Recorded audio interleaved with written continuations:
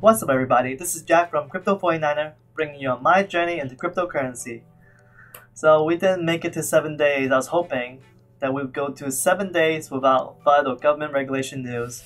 But there's definitely been some FUD going on here. As you can see, the market, when I checked it last night, was falling really quickly. And people were thinking, oh no, it's going to crash again. So it didn't quite crash, it recovered somewhat, but mainly I think it's because of the FUD that we had regarding Nano. So Nano was originally called Raiblocks, and apparently one of the first exchanges that supported Nano, or back then Raiblocks, BitGrail, was hacked and $170 million of Nano was stolen.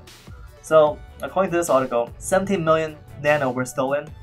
That in itself, I wouldn't consider as much FUD. It's just a hack, it happens. It's not good to have $170 million stolen. But here is where the FUD comes in. The problem is, not only did BitGrail didn't properly secure the cryptocurrency that they were holding, they also most likely become now insolvent. At least that is what the FUD is about. Because people think that not only will BitGrail have problem letting users withdraw their Nano, they probably won't be able to let the users withdraw any other cryptocurrency if they are completely insolvent. And that's what people are afraid of is the case.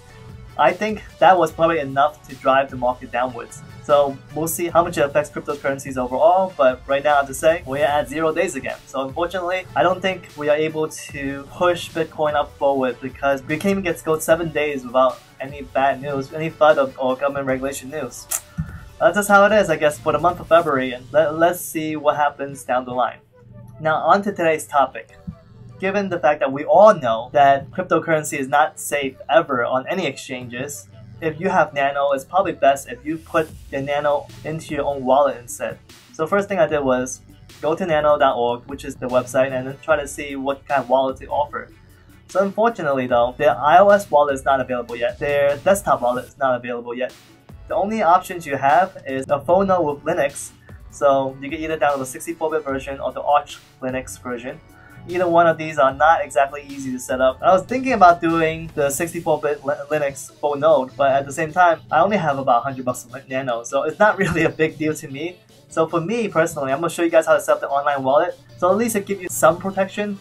At the minimum, if the online wallet gets hacked for whatever reason, you can at least blame Nano. At that point, it's really significant because we're talking about like the whole entire cryptocurrency, Nano itself, having a significant situation there. Not that gives you any comfort because you would still end up losing your cryptocurrency, but at least you're not blaming an exchange. So that's the upside of it.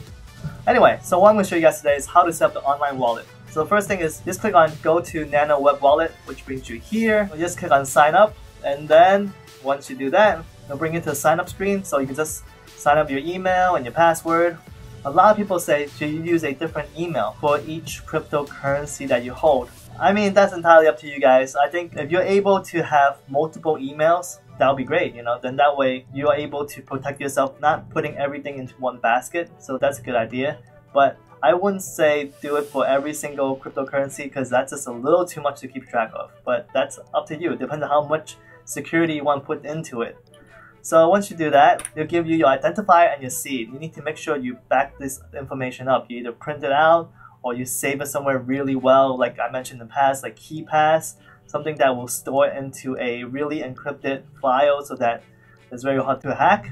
Not impossible, but at least it's much more secure and locked down. So you want to store both the identifier and the seed. The identifier is what you're going to use to log in. It's a very long string. Fortunately, they will let you change that, and I'll show you that in a bit. The seed is much more important though. The seed is where you're able to recover all your accounts, even if you don't get passwords. So make sure you definitely have that backed up in multiple locations so that you are safe. So after that, you have to go ahead and log back in. Now you want to go into the settings section and change your alias.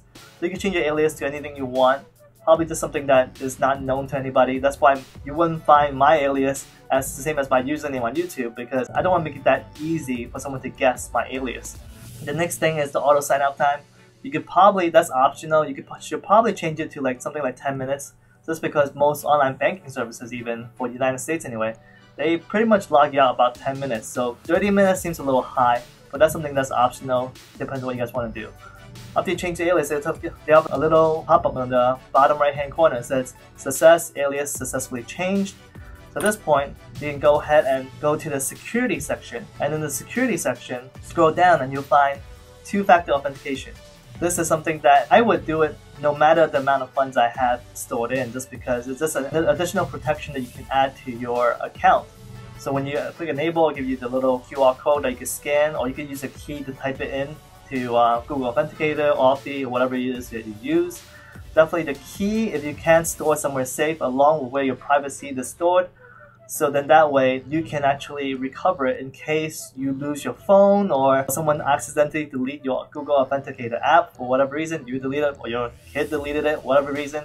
Definitely want to have the key so that you can redo your two-factor authentication on your phone. So once you do that, you want to type in the 2FA code, and that'll set up your two-factor authentication. And it'll tell you again, they'll have a little pop-up saying success, 2FA successfully enabled. So now they'll after that, you get the option to disable it. Don't disable it.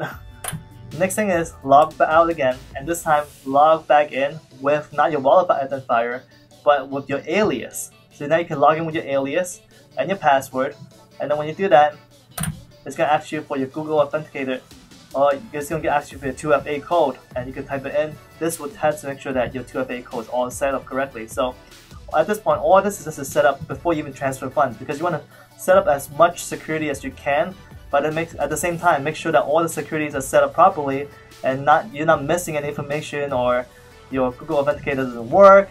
If those things don't work, then you're just locking yourself out from accessing your own funds. So this is just a way to make sure that you're testing your alias, your password, which you tested previously, but mainly your alias and your Google Authenticator. So once you test it, you're able to log in, you're back in here. Now you have a couple options. You can get the toggle menu, which is toggle this menu out. The send and receive. The receive, I'm going to cover real quickly here. Even before you receive, they tell you again, before sending funds to this wallet, please be sure the wallet seed is correctly stored in a safe location. So they'll tell you where it is. It can be found in security wallet seed. One thing I don't like is that the wallet seed, you can unlock it with your password, but it doesn't ask you for your 2FA to unlock it. So I don't know. I mean, I prefer it because to me, it's just, if they're going to show you your wallet seed, I would prefer that they show you it only if you type in both your password and your 2FA. But they don't ask you for that.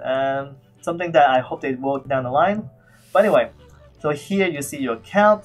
You can generate new accounts for each transaction that you want to receive separately if that's what you want to do. From my experience with the Nano wallet so far, even though the technology they use is similar to IOTA, it's actually basically the same from my understanding. It's a direct acyclic graph, so they use the same technology behind it. But at least with Nano, they don't require you to generate a new address every time you send out funds. The other thing you can do over here is the change button. There's a change button. All the change button really does is let you have a representative to help you cast your vote if there is a network consensus issue. I don't think the consensus issues is concerned. You can change if you want. I think something that you should look into if you have a lot of Nano funds. And finally, after you've done all of that, then you can start sending some Nano into your web wallet here. So for me, first thing I do is I always do a test transaction, something very small. In my case, I have about 1.44 XRBs I sent over.